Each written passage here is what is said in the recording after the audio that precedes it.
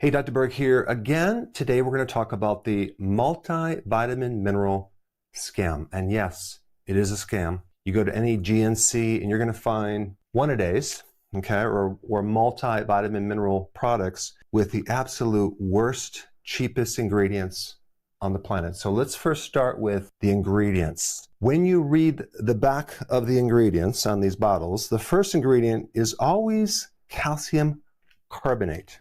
What is that? That's limestone. And also you need to realize that first ingredient is usually the majority of the product.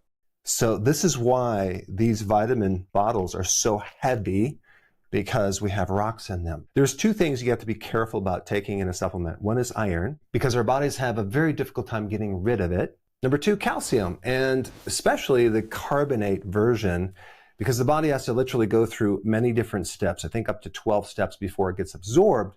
So we're not talking about the calcium that comes from cheese or dairy. We're talking about a calcium in the earth. So it's a very different form of calcium. All right, the next ingredient you're going to see in a lot of these products is magnesium oxide. Again, another very inexpensive ingredient. And the type of magnesium is very important because magnesium oxide has the lowest bioavailability, the absorption. So we're talking about like 3 to 4% gets absorbed versus magnesium glycinate, which is more expensive, but you absorb 80%. Some people say, well, oh, it's cheap, that's fine, I'll just take more. Well, the more you take, the more it becomes a laxative, so it comes with a package. It might be good if you have constipation, but other than that, that's not the form that I would recommend. And then we have the next ingredient, ascorbic acid. You have two types of vitamins. You have synthetic and natural.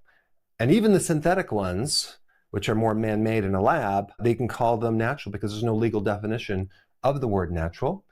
Because synthetic could come from petroleum and that comes from nature, right? Or coal tar, well, that's from nature, it could be natural. You will probably hear from certain medical experts that there's no difference between natural and synthetic. If we're looking at the molecule, it's the same molecular structure at the basic level. But let me just ask you this, how can you tell me that you're going to take coal tar, okay, and you're going to take other chemicals and you're going to synthesize a vitamin and you're going to tell me that's the same as something that came from nature?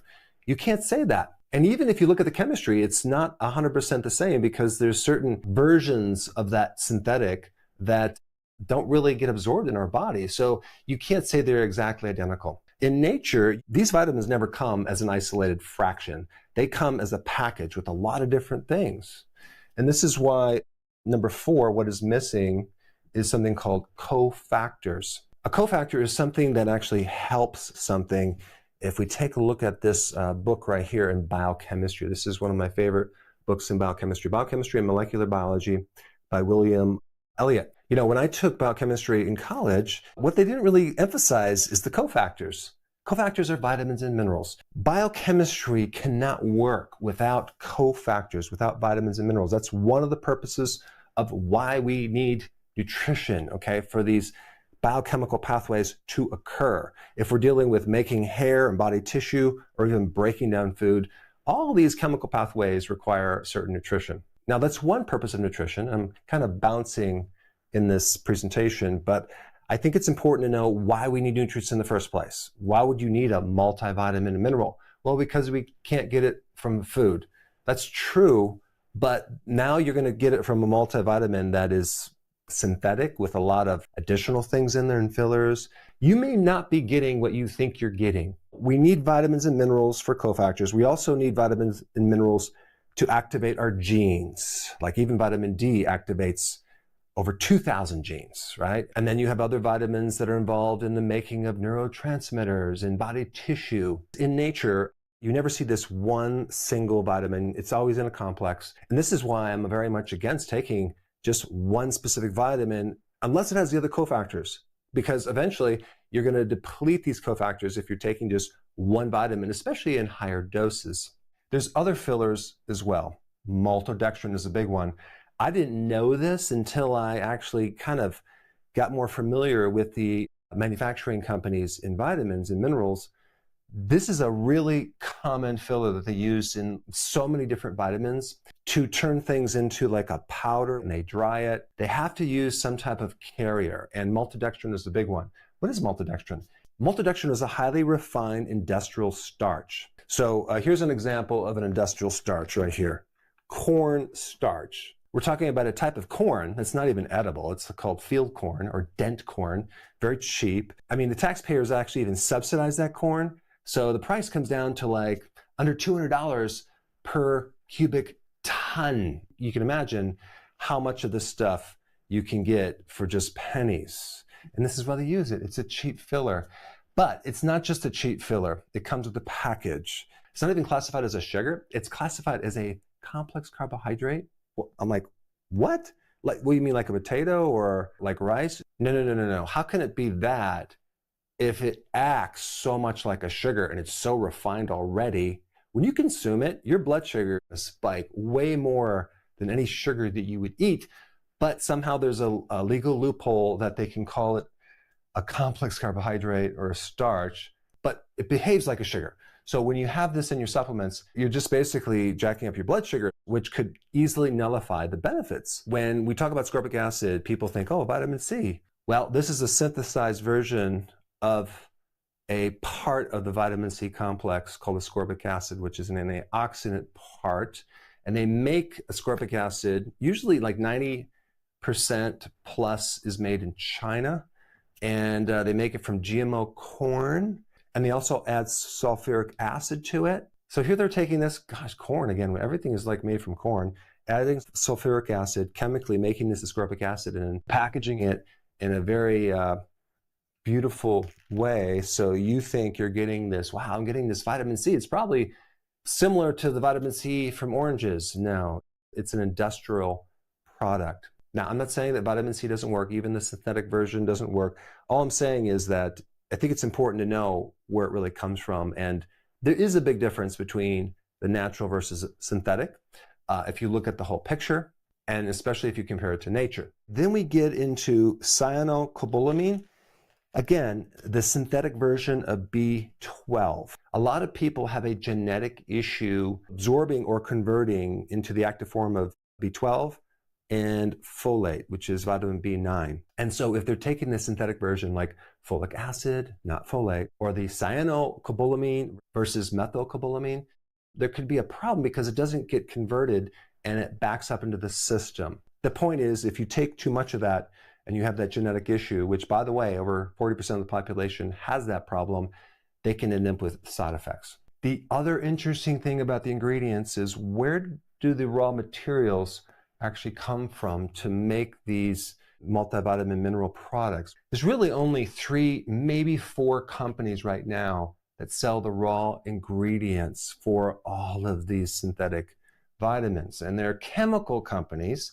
And so that's where you're really getting these natural sounding vitamins. They have great marketing and pictures on the label. It's coming from a chemical company. So you're getting more chemicals synthesized into what you think is natural, but it's really not. That's the ingredients. We talked about the fillers. Let's talk about the ownership.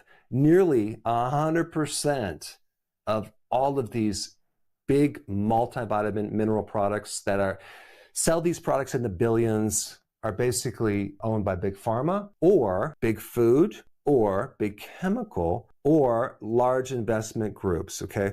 They are not small companies, mom and pop shop. It's hard to know who's behind them as far as an individual. And this is the problem with any products. You want to kind of know who's behind the product and can you trust them?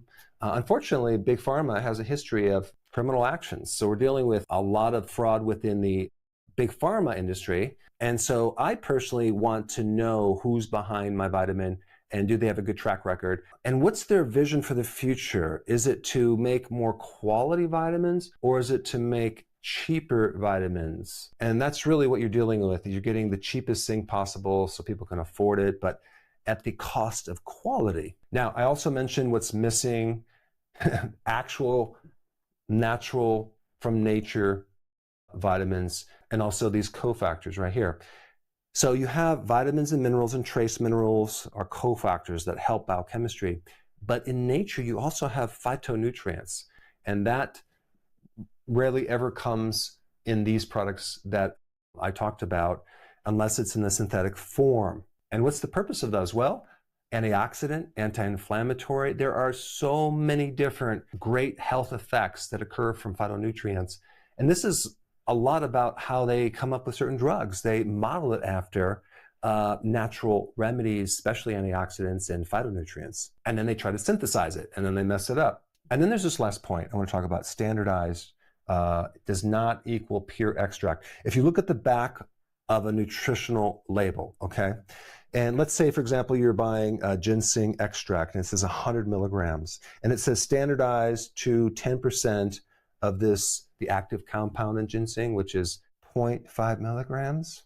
You're thinking, oh, I must be getting a small portion of the active version in a blend of ginseng. No, what you're getting is only 0.5% of this with 95% a filler. That's right. And that could be silica, it could be maltodextrin, any of these fillers. This is just another label loophole that they try to, scam more people. Even with some of the vitamins that I sell, I had to pay more to the manufacturing company to not have it with these hidden fillers. And I have to constantly police that because most of the raw material out there has all these additional things that you don't want in your supplement. Who owns some of the top multivitamin mineral products? Well, Centrum Silver. Centrum is owned by Pfizer, One a Day by Berg, the same company that now owns Roundup Ready.